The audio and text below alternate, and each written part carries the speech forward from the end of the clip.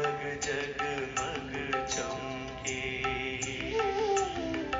परम ज्योति से भर कर किरणें सारे जग में दमके। अंतर मन में एक सितारा जगमग जगमग चमके, परम ज्योति से भर कर किरणें सारे जग में दमके।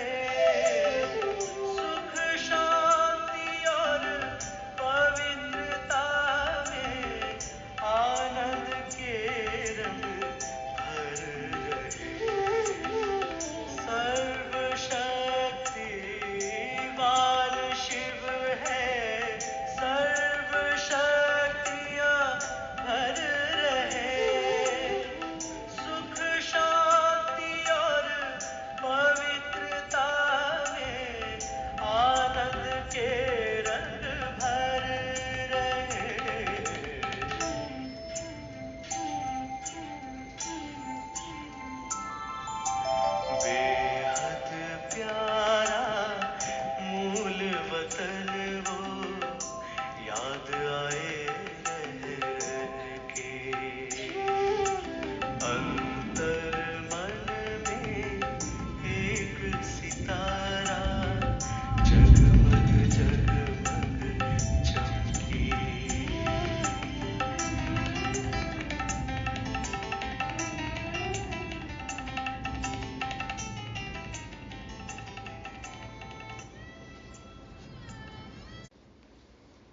ओम शांति।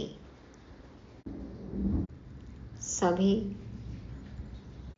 शुभ चिंतक, दाता, कर्म योगी फरिश्तों को गॉडली मॉर्निंग। कल मनाया सभी ने गुरु पूर्णिमा का पर्व। सतगुरु शिव बाबा ने हमें 16 कला संपूर्ण बनाया, उसकी यादगार में मनाते हैं हम गुरु पूर्णिमा। लेकिन भक्ति में तो यथार्थ अर्थ पता नहीं ना, तो देहधारी गुरुओं की पूजा करते हैं।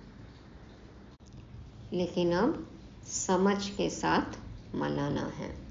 सतगुरु शिव बाबा से हमें रोज ही वरदान प्राप्त होते हैं, लेकिन उन्हें स्वरूप में लाने की विधि बाबा आज 22 जुलाई 2024 की मुरली में समझाते हैं। तो बाबा की बताई हुई धारणाओं को ध्यान से सुन समझकर अमल में लाना है। सतयुगी बगीचे का फूल बनना है। कैसा फूल? खुशबूदार फूल। बाबा आज भक्ति मार्ग में प्रचलित कहावतों का भी अर्थ समझाते हैं। बाबा का आना, हमें पढ़ाना, ये है उनका हमारी प्रति आशीर्वाद, कृपा, रहम। तो अब मांगना बंद, पढ़कर स्वयं पर कृपा करनी है और पढ़ाकर औरों पर कृपा करनी है। सदा शांत शीतल रहना है।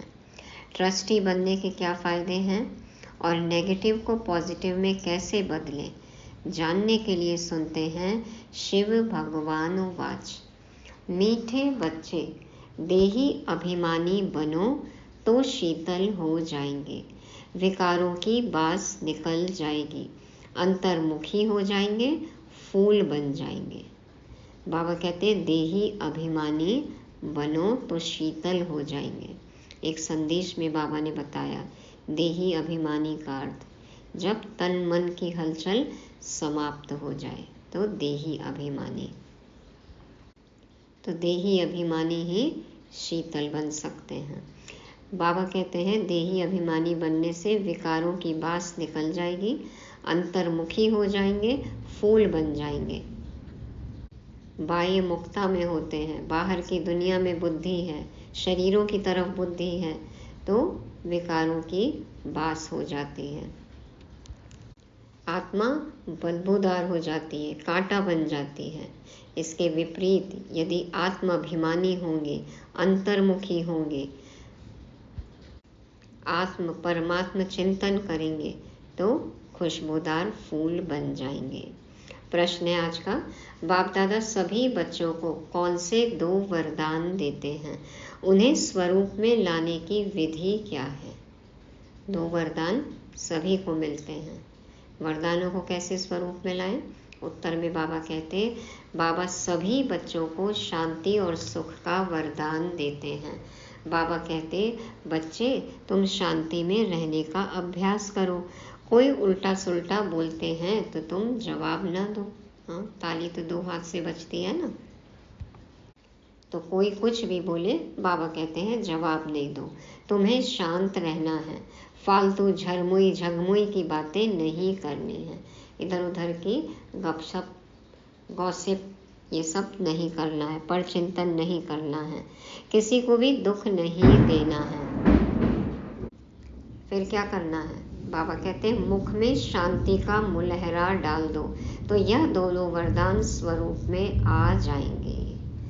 बाबा सुख शांति का वरदान देते हैं। बाबा कहते हैं कोई कुछ भी बोले लेकिन तुम जवाब नहीं दो, मुख में शांति का मुलहरा डाल दो। जैसे कोई मोती रख लेते हैं, कुछ मुंह में रख लेते हैं तो बोलते नहीं ना, मुंह बंद। तो बाबा कहते हैं शांति का मुलहरा मुख में डाल दो, तो यह दोनों वरदान स्वरूप में आ जाएंगे। अब मुख में मुलहरा डाला हुआ है, शांति धारण किए हुए हैं, तो फिर शांत स्वरूप हो जाएंगे ना, सुख स्वरूप हो जाएंगे। तो बाबा कहते हैं इस तरह से वरदानों को स्वरूप में लाना है। ओम शांति। मीठे मीठे बच्चे कभी सम्मुख हैं, कभी दूर चले जाते हैं। सम्मुख फिर वही रहते हैं जो याद करते हैं, क्योंकि याद की यात्रा में ही सब कुछ समाया हुआ है। गाया जाता है ना, नजर से निहाल, नजर से निहाल। बाबा की नज़रों में ही समाये रहना है। हाँ, उनके नैनों का नूर बनना है हमें। हमारी नज़रों में सिर्फ बाबा ही समाया हुआ हो, तब हम होंगे निहाल। तो गाया जाता है ना, नज़र से निहाल। आत्मा की नज़र जाती है परमपिता में, और कुछ भी उनको अच्छा नहीं लगता। उनको याद करने से विकर्म विनाश होते हैं। तो अपने पर कितनी खबरदारी रखनी चाहिए। याद न करने से माया समझ जाती है इनका योग टूटा हुआ है, तो अपनी तरफ खींचती है, कुछ न कुछ उल्टा कर्म करा देती है। हाँ, बाप के साथ नहीं रहेंगे तो पाप कर्म होते हैं। बाबा से योग टूटा तो माया अपनी तरफ खींच लेगी, कुछ न कुछ उल्टा कर्म कराएगी। ऐसे बाप की निंदा कराते हैं। उल्टा कर्म करेंगे तो फिर बाप की निंदा होती है ना। भक्ति मार्ग में गाते हैं, बाबा मेरे तो एक आप दूसरा ना कोई। तब बाप कहते हैं, बच्चे मंजिल बहुत ऊंची है, काम करते हुए बाप को याद करना, यह है ऊंचते ऊंच मंजिल। कल भी था ना, कर्मयोगी फरिश्ता। तो काम करते हुए बाप को याद करना, बाबा कहते यह है ऊंचते ऊंच मंजिल। तो टॉप फ्लोर पे रहना है, टॉप फ्लोर पे जाना है ना। इसमें प्रैक्टिस बहुत अच्छी चाहिए, नहीं तो निंदक बन जाते हैं, उल्टा काम करने वाले। समझो कोई में क्रोध आया, आपस में लड़ते झगड़ते हैं तो भी निंदा कराई ना। इसमें बड़ी खबरदारी रखनी है। अपने गृहस्थ व्यवहार में रहते हुए बुद्धि बाप से लगानी है। ऐसे नहीं कि कोई संपूर्ण हो गया है, नहीं, कोशिश ऐसी करनी चाहिए हम देही अभिमानी बने। देह अभिमान में आने से कुछ न कुछ उल्टा काम करते हैं तो गोया बाप की निंदा कराते हैं। लोग कहेंगे ना, अरे आप तो ब्रह्मा कुमारीज में जाते हैं, आप कहते हैं भगवान मिल गया, भगवान हमको पढ़ाते हैं। हाँ, आपके कारनामे देखकर तो लगता नहीं ऐसे। तो फिर संस्था का, बाप का, परिवार का नाम खराब होता है ना, तो बाबा कहते हैं उल्टा काम किया तो बाप की निंदा कराते हैं। बाप कहते हैं ऐसे सतगुरु की निंदा कराने वाले लक्ष्मी नारायण बनने की ठौर पा न सके, ऊंचा पद नहीं मिलेगा। इसलिए पूरा पुरुषार्थ करते रहो, इससे तुम बहुत ही शीतल बन जाएंगे। 5 विकारों की बातें सब निकल जाएंगी। बाप से बहुत ताकत मिल जाएगी। कामकाज भी करना है। बाप ऐसे नहीं कहते कि कर्म न करो, वहाँ तो तुम्हारे कर्म अकर्म हो जाएंगे। कलयुग में जो कर्म होते हैं वह विकर्म हो जाते हैं। विकारों के वश होकर जो कर्म करेंगे वो तो विकर्म ही होंगे। अभी संगम युग पर तुमको सीखना होता है, वहाँ सीखने की बात नहीं। यहाँ की शिक्षा ही वहाँ साथ चलेगी। बाप बच्चों को समझाते हैं, बाहर मुक्ता अच्छी नहीं है, अंतर्मुखी भव। बाहर मुक्ता अच्छी नहीं है, अंतर्मुखी भव। बाहर मुक्ता माना दुनियावी बातों में बुद्धि जाना, देहधारी मनुष्यों में बुद्धि जाना, अपनी या किसी की भी देह में बुद्धि जाना, आसुरी स्वभाव संस्कार, माया की तरफ आकर्षित होना। बाबा के अलावा किसी और तरफ भी मुख है, ध्यान है, बुद्धि है, मन कहीं और है, तो ये सब क्या है? बाह्य मुक्ता। तो बाबा कहते हैं अंतर्मुखी भव। आत्माभिमानी होना, परमात्मा अभिमानी होना, ज्ञान का मनन चिंतन होना, शांति धाम, सुख धाम की तरफ बुद्धि होना, मन होना, ये है अंतर्मुखता। तो बाबा कहते हैं वह भी समय आएगा जबकि तुम बच्चे अंतर्मुख हो जाएंगे, सिवाय बाप के और कुछ याद नहीं आएगा। तुम आए भी ऐसे थे, कोई की याद नहीं थी। गर्भ से जब बाहर निकले तब पता पड़ा कि यह हमारे माँ बाप हैं, यह फलाना है। तो फिर अब जाना भी ऐसे है, हम एक बाप के हैं और कोई उनके सिवाय बुद्धि में याद न आए। भल टाइम पड़ा है, परंतु पुरुषार्थ तो पूरी रीति करना है। तो ये तो साकार मुरली है, अब तो समय भी नहीं है। कल कहाँ न बाबा ने अचानक कुछ भी होगा। तो शरीर पर तो कोई भरोसा नहीं, कोशिश करते रहना चाहिए। घर में भी बहुत शांति हो, क्लेश नहीं।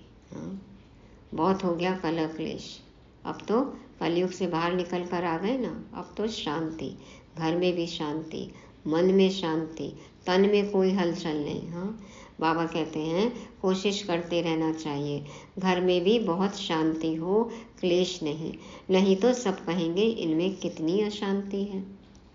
तुम बच्चों को तो रहना है बिल्कुल शांत। रहते हैं शांत? कोई कुछ भी बोले शांत रह पाते हैं? कोई भी परिस्थिति हो शांत रह पाते हैं? चेक करना है। तुम शांति का वर्षा ले रहे हो ना।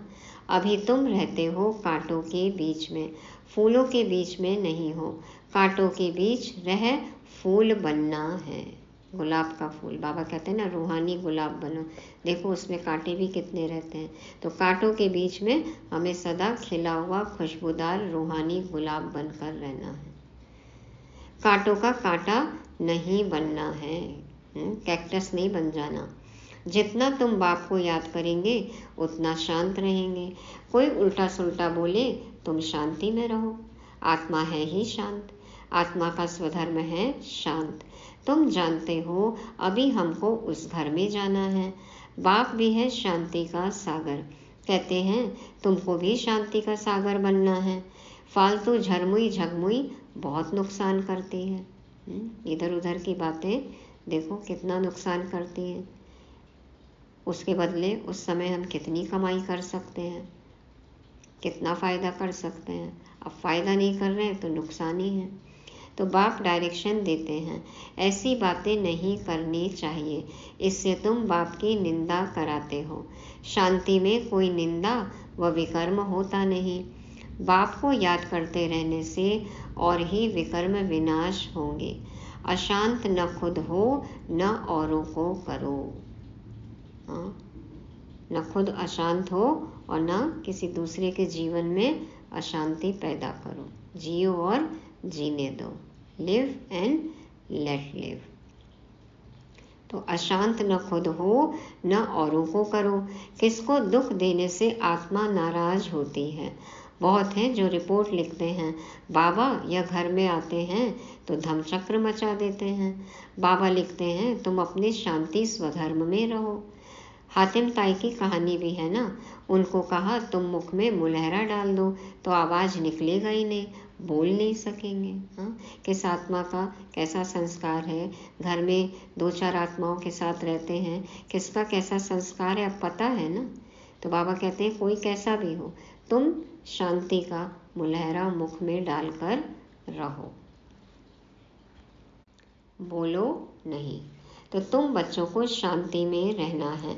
मनुष्य शांति के लिए बहुत धक्के खाते हैं। तुम बच्चे जानते हो हमारा मीठा बाबा शांति का सागर है। शांति कराते कराते विश्व में शांति स्थापन करते हैं। अपने भविष्य मर्तबे को भी याद करो। वहाँ होता ही है एक धर्म, दूसरा कोई धर्म होता नहीं। उनको ही विश्व में शांति कहा जाता है। फिर जब दूसरे दूसरे धर्म आते हैं तो हंगामे होते हैं। अभी कितनी शांति रहती है। समझते हो हमारा घर वही है, हमारा स्वधर्म है शांत। ऐसे तो नहीं कहेंगे शरीर का स्वधर्म शांत है। शरीर विनाशी चीज है, आत्मा अविनाशी चीज है। जितना समय आत्माएं वहाँ रहती हैं तो कितना शांत रहती हैं। हाँ, इसीलिए देखो सबको शांति की खींच होती है।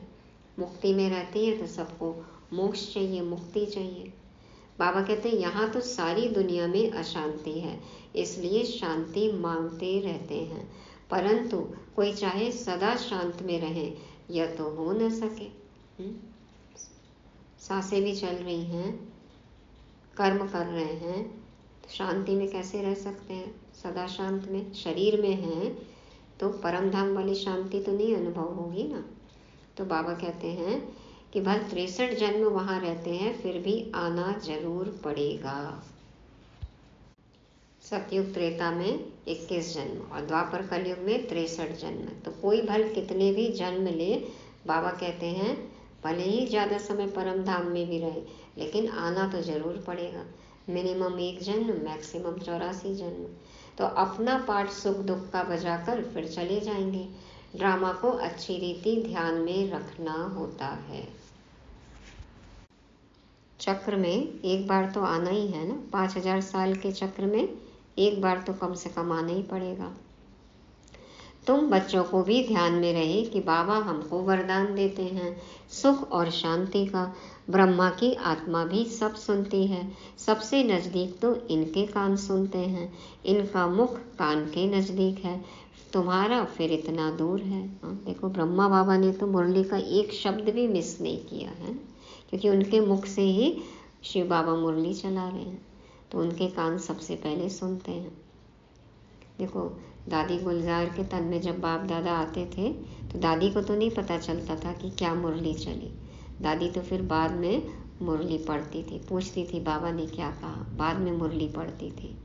तो बाबा कहते हैं तुम्हारा फिर इतना दूर है, इनका मुख तो कान के नज़दीक है, यह झट सुन लेते हैं, सब बातें समझ सकते हैं। बाप कहते हैं मीठे मीठे बच्चों। मीठे मीठे तो सबको कहते हैं क्योंकि बच्चे तो सब हैं। जो भी जीव आत्माएं हैं वह सब बाप के बच्चे अविनाशी हैं। शरीर तो विनाशी है, बाप अविनाशी है, बच्चे आत्माएं भी अविनाशी हैं। बाप बच्चों से वार्तालाप करते हैं, इसको कहा जाता है रूहानी नॉलेज। सुप्रीम रूह बैठ रूहों को समझाते हैं। बाप का प्यार तो है ही। जो भी सब रूहें हैं भल तमो प्रधान हैं, जानते हैं यह सब जब घर में थे तो सतो प्रधान थे। सबको कल्प कल्प हम आकर शांति का रास्ता बताता हूँ। वर देने की बात नहीं है, ऐसे नहीं कहते धनवान भव आयुष्मान भव, नहीं। सतयुग में तुम ऐसे थे, परंतु आशीर्वाद नहीं देते हैं। कृपा व आशीर्वाद नहीं मांगनी है। बाप बाप भी है, टीचर भी है, यही बात याद करनी है।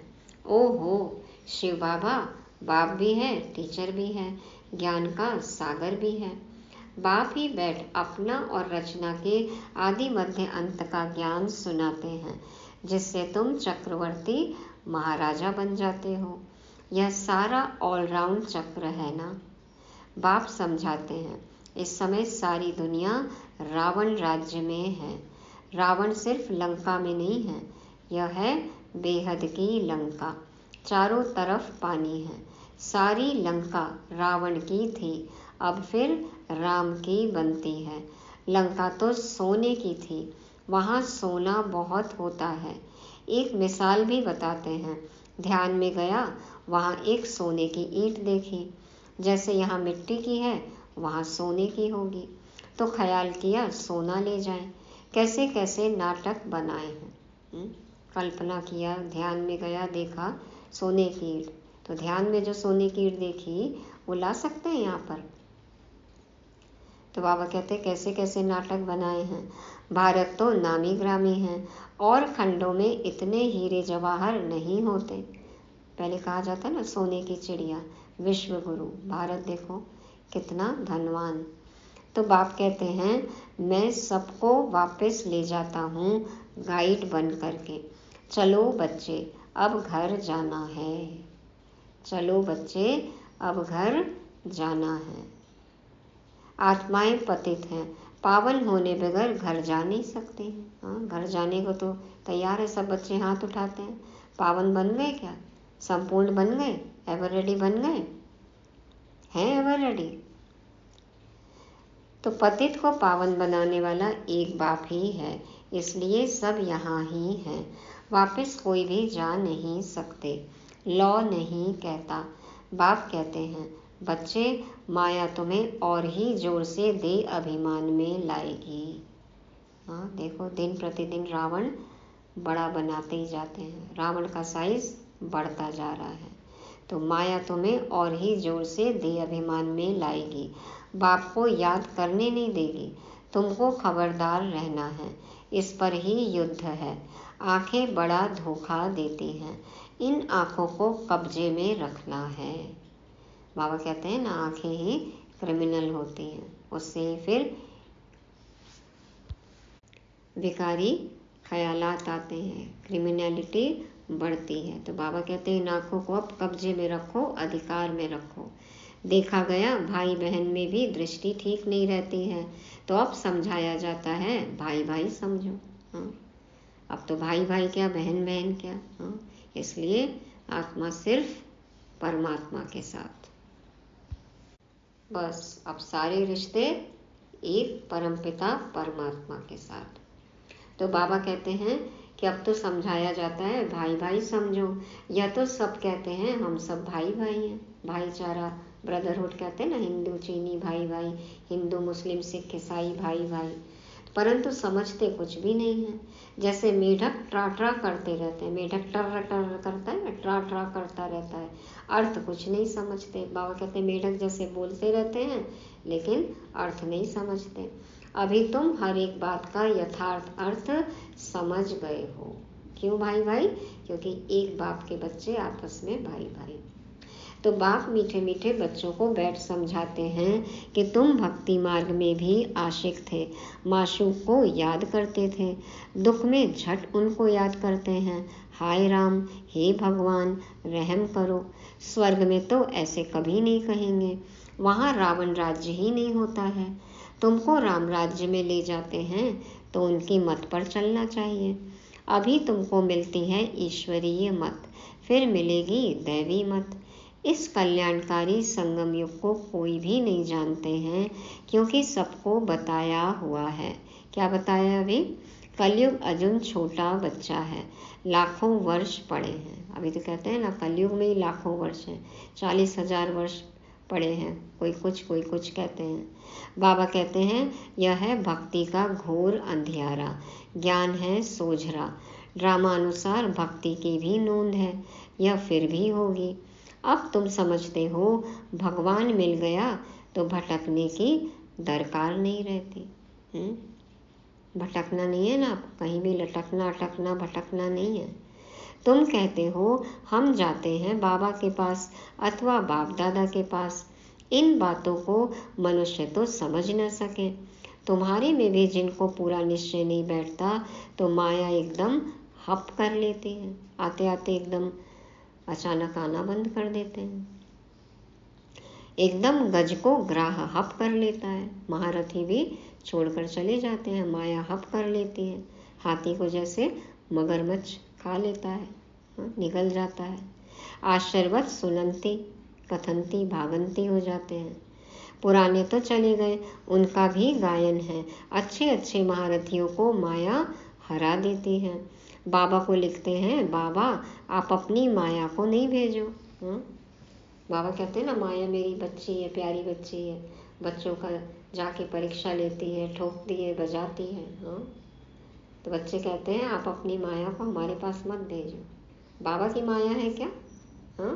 या हमारी कभी कमजोरी है? तो बाबा आप अपनी माया को नहीं भेजो। अरे ये हमारी थोड़ी है। आज बाबा कहते हैं ये माया मेरी नहीं है, मैं नहीं भेजता हूँ। हम ही तो खातरी करते हैं ना। माया बिल्ली बाबा कहते हैं, म्याऊं पूछती है वो तो। अब हम चाय पानी पिलाएंगे, खाली रहेंगे तो आएगी। हम ज्ञान योग धारणा सेवा में व्यस्त रहेंगे तो बाहर से ही चली जाएगी, पास आएगी ही नहीं। तो बाबा कहते हैं कि अरे यह हमारी थोड़ी है। रावण अपना राज्य करते हैं, हम अपना राज्य स्थापन कर रहे हैं। यह परंपरा से चला आता है। रावण ही तुम्हारा सबसे बड़ा दुश्मन है। जानते हैं रावण दुश्मन है, इसलिए उसको हर वर्ष जलाते हैं। मैसूर में तो दशहरा बहुत मनाते हैं, समझते कुछ नहीं। मैसूर के जो राजा, वो तो बहुत जोर शोर से दशहरा मनाते। विदेशों से भी मेहमान आते। तो बाबा कहते देखो मनाते हैं लेकिन समझते कुछ नहीं। तुम्हारा नाम है शिव शक्ति सेना, उन्होंने फिर नाम बंदर सेना डाल दिया है। तुम जानते हो बरोबर हम बंदर मिसल थे, अब शिव बाबा से शक्ति ले रहे हो रावण पर जीत पाने। बंदर की सेना दिखाई ना राम के साथ, तो बंदर जैसे हमारे संस्कार। हम पांडव शिव शक्ति सेना, राम कौन? शिव बाबा। तो शिव बाबा से शक्ति ले रहे हैं रावण पर जीत पाने। बाप ही आकर राजयोग सिखलाते हैं। इस पर कथाएं भी अनेक बना दी हैं, अमर कथा भी कहते हैं। तुम जानते हो बाबा हमको अमर कथा सुनाते हैं, बाकी कोई पहाड़ आदि पर नहीं सुनाते। पहाड़ आदि पर नहीं सुनाते कहानी, उच्च अवस्था की बात है। कहते हैं शंकर ने पार्वती को अमर कथा सुनाई, शिव ने पार्वती को अमर कथा सुनाई, शंकर ने। पार्वती हम आत्माएं, पार्वतन में रहने वाली आत्माएं। तो शिव शंकर का चित्र भी रखते हैं, दोनों को मिला दिया है। यह सब है भक्ति मार्ग। दिन प्रतिदिन सब तमो प्रधान होते गए हैं। सतो प्रधान से सतो होते हैं तो दो कला कम होती है। त्रेता को भी वास्तव में स्वर्ग नहीं कहा जाता है। बाप आते हैं तुम बच्चों को स्वर्गवासी बनाने। बाप जानते हैं ब्राह्मण कुल और सूर्यवंशी चंद्रवंशी कुल दोनों स्थापन हो रहे हैं। रामचंद्र को क्षत्रिय की निशानी दी है। देखो रामचंद्र, चंद्र, और उधर सूर्यवंशी विष्णु। तो बाबा कहते हैं रामचंद्र को क्षत्रिय की निशानी दी है। तुम सब क्षत्रिय हो ना, जो माया पर जीत पाते हो। कम मार्क्स से पास होने वाले को चंद्रवंशी कहा जाता है, इसलिए राम को बाण आदि दे दिया है। हिंसा तो त्रेता में भी होती नहीं। गायन भी है, राम राजा राम प्रजा राम साहूकार। बसे नगरी जिए दाता धर्म का उपकार। क्या अर्थ है इसका? देखो भक्ति में भी बताते हैं कोई भी आत्मा कभी भी राजा हो सकती है, प्रजा साहूकार हो सकती है ना? नीचे तो गिरते ही आते हैं ना। सतयुग से कलयुग तक आते आते देखो क्या हाल हो जाता है। बाबा बताते हैं राम के राज्य में प्रजा भी साहूकार होती है, तथा सभी में दातापन के संस्कार होने के कारण धर्म का सदा उपकार होता है। भक्ति में एक तरफ तो राम राज्य की महिमा करते हैं और दूसरी तरफ कहते हैं कि राम की सीता चुराई गई। तो अब राम राज्य जो एक सुख शांति संपन्न राज्य है, उसमें भी राम और रावण की लड़ाई दिखाई है, एक साथ दिखा दिया। ये तो असंभव है ना, राम और रावण एक साथ लड़ाई दिखा दिया राम राज्य में, तो वो तो असंभव बात है। तो वास्तव में क्या है कि दिला राम बाप सिर्फ एक शिव बाबा है जो अभी राम राज्य स्थापन कर रहे हैं। और हमें पता है ना, वहाँ तो नंबरवार पुरुषार्थ अनुसार, तो कोई राजा होगा, कोई प्रजा, कोई साहूकार, और सभी देवता सभी दाता तो धर्म का उपकार है। तो बाबा कहते हैं गायन भी है राम राजा राम प्रजा राम साहूकार, परंतु यह क्षत्रियपन की निशानी दे दी है तो मनुष्य मूंझते हैं। अब राम राज्य में तो हिंसा की बात ही नहीं है, यह हथियार आदि होते नहीं हैं, शक्तियों के लिए भी कटारी आदि दिखाते हैं, समझते कुछ भी नहीं है। तुम बच्चे अभी समझ गए हो कि बाप ज्ञान का सागर है, इसलिए बाप ही आदि मध्य अंत का राज समझाते हैं। बेहद के बाप का जो बच्चों पर लव है वह हद के बाप का हो न सके। 21 जन्मों के लिए बच्चों को सुखदायी बना देते हैं, तो लवली बाप ठहराना। कितना लवली है बाप, जो तुम्हारे सब दुख दूर कर देते हैं, सुख का वर्षा मिल जाता है, वहाँ दुख का नाम निशान नहीं होता। अभी यह बुद्धि में रहना चाहिए ना, यह भूलना नहीं चाहिए। कितना सहज है, सिर्फ मुरली पढ़कर सुनानी है, फिर भी कहते हैं ब्राह्मणी चाहिए, ब्राह्मणी बगैर धारणा नहीं होती। अरे सत्यनारायण की कथा तो छोटे बच्चे भी याद कर सुनाते हैं। मैं तुमको रोज रोज समझाता हूँ, सिर्फ अल्फ को याद करो, सिर्फ बाबा को याद करना है। यह ज्ञान तो 7 रोज में बुद्धि में बैठ जाना चाहिए, परंतु बच्चे भूल जाते हैं। बाबा तो वंडर खाते हैं। बाबा कहते हैं 7 रोज का कोर्स कर लिया, फिर तो मुरली सुनो, जहाँ जहाँ भी कोई है। अब तो सबके हाथ में मुरली है, मोबाइल में मुरली है, पढ़ो, धारणा मूर्त बनो। लेकिन बच्चे भूल जाते हैं। बाबा को वंडर लगता है कि ये सब सिखाने वाले, सुखी बनाने वाले बाप को बच्चे कैसे भूल जाते हैं। अच्छा, मीठे मीठे से की लदे बच्चों प्रति माता पिता बाप दादा का याद प्यार और गुड मॉर्निंग। रूहानी बाप की रूहानी बच्चों को नमस्ते। हम रूहानी बच्चों की रूहानी बाप दादा को याद प्यार, गुड मॉर्निंग और नमस्ते। शुक्रिया बाबा, शुक्रिया। धारणा के लिए मुख्य सार, पहला पॉइंट, बाप से आशीर्वाद व कृपा नहीं मांगनी है। बाप टीचर गुरु को याद कर अपने ऊपर आपे ही कृपा करनी है। माया से खबरदार रहना है। आंखें धोखा देती हैं, इन्हें अपने अधिकार में रखना है। दूसरा, फालतू झरमुई झगमुई की बातें बहुत नुकसान करती हैं, इसलिए जितना हो सके शांत रहना है। मुख में मुलहरा डाल देना है, कभी भी उल्टा सुल्टा नहीं बोलना है।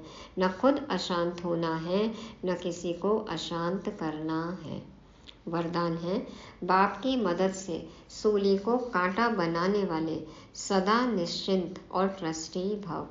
बाप की मदद से सूली को कांटा बनाने वाले सदा निश्चिंत और ट्रस्टी भव। बाप दादा समझाते हैं, पिछला हिसाब सूली है। अब जो पिछले जन्मों में हमने कर्म कर लिया, वो हिसाब किताब क्या है, सूली है, लेकिन बाप की मदद से वह कांटा बन जाता है।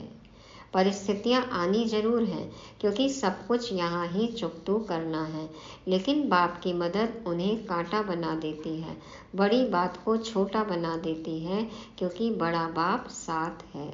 बाबा से बड़ा तो कुछ भी नहीं है ना। बाबा के सामने तो सब कुछ छोटा है, और बाबा के साथ हम रहेंगे तो हमारे लिए भी सब बातें छोटी हो जाएंगी। तो सूली से कांटा बन जाता है। हिसाब किताब तो सामने आएगा ही आएगा, लेकिन बाबा से शक्ति लेकर, बाबा के साथ रहकर हम आसानी से अपने हिसाब किताब क्लियर कर सकते हैं। तो बाबा की मदद उन्हें कांटा बना देती है, बड़ी बात को छोटा बना देती है, क्योंकि बड़ा बाप साथ है। इसी निश्चय के आधार से सदा निश्चिंत रहो और ट्रस्टी बन मेरे को तेरे में बदली कर हल्के हो जाओ, तो सब बोझ 1 सेकंड में समाप्त हो जाएंगे। हाँ, मैं ही बाबा का हो गया तो मेरा तो सब कुछ तेरा, मैं ही तेरी हो गई तो मेरा सब कुछ तेरा, तो मेरे को तेरे में बदल कर हल्के हो जाओ, सारे बोझ बाबा को दे दो, तो 1 सेकंड में सब कुछ समाप्त हो जाएगा बोझ, और हम हल्के हो जाएंगे। ट्रस्टी बनना पड़े, बन सकते हैं। लेकिन नहीं, हम बच्चों को बोझ उठाने की आदत है, सारी दुनिया का बोझ हम उठाते हैं। बाबा कह रहा है बोझ मुझे दो, बच्चे कहते हैं नहीं। हाँ, बच्चों को रिगार्ड है कि बाबा बड़ा है, बोझ कैसे दे दें, ऐसा ये बोझ हम संभाल नहीं सकते, ये बोझ बाबा को ही दे देना है। बाबा आए हैं हमें बेहद गगन में उड़ान भरना सिखाने के लिए, तो उड़ना है, आकाश के उस पार भी आकाश है, वहाँ उड़ान भरनी है, इसलिए हल्का रहना है। Double light. स्लोगन, शुभ भावना के स्टॉक द्वारा नेगेटिव को पॉजिटिव में परिवर्तन करो। शुभ भावना के स्टॉक द्वारा नेगेटिव को पॉजिटिव में परिवर्तन करो। सबके लिए शुभ भावना हो, शुभकामना हो, तो जो भी नेगेटिव आ भी रहा है, बाबा कहते हैं सब कुछ पॉजिटिव में बदल जाएगा। तो क्या याद रखेंगे आज की मुरली से? पहली बात, अंतर्मुखी। हाँ, बाबा ने कहा देही अभिमानी बनो, अंतर्मुखता का अभ्यास करना है, अशरीरीपन का अभ्यास करना है, देही अभिमानी बनना है। दूसरा, परिस्थितियाँ तो आएंगी, लोग कुछ कुछ कहेंगे, अशांति होगी, बाबा कहते तुम शांति का मुलहरा मुख में डाल लो, तो शांति का मुलहरा याद रखेंगे। तीसरा, आँखों पर कब्जा करना है, आँखें तो बहुत चलायमान हैं, यही सब दुखों का कारण है देखा जाए तो बाबा कहते हैं आँखों पर अधिकार हो, कब्जा हो, कर्मेंद्रिय जीत बनना है, जितेंद्रिय बनना है, स्वराज्य अधिकारी बनना है। चौथा, निश्चिंत, ट्रस्टी। हाँ, बाबा बैठा है, सारे बोझ बाबा को दे दो। और पांचवा, सबके प्रति क्या हो, शुभ भावना, तो नेगेटिव भी पॉजिटिव हो जाएगा। ओम शांति।